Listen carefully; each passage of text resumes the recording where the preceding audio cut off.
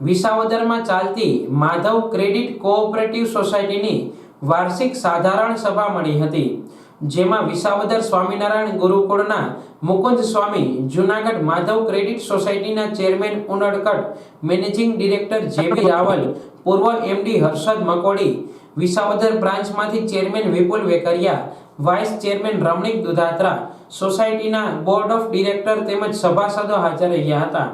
સોસાયટીના મેનેજરે ક્રેડિટ સોસાયટીનો વાર્ષિક અહેવાલ રજૂ કર્યો હતો। માધવ ક્રેડિટ સોસાયટીની સેવાલક્ષી કાર્યની જાણકારી આપી હતી। ત્યારે માધવ ક્રેડિટ કોઓપરેટિવ સોસાયટી દ્વારા વિસાવદરના તમામ ઇલેક્ટ્રિક તેમજ પ્રેસ મીડિયાના તમામ પત્રકારોનું સન્માન કરવામાં આવ્યું હતું।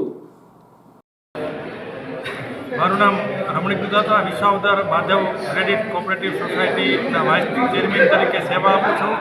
આજે અમારે Visavadar Madhav credit cooperative society Visavadar શાખાનું સભાસદ મિલન યોજાયું હતું, જેમાં જૂનાગઢ માધવ ક્રેડિટ કોઓપરેટિવ સોસાયટીના ચેરમેન જેબી ઉનડકટ સાહેબના અધ્યક્ષસ્થાને યોજાયું હતું।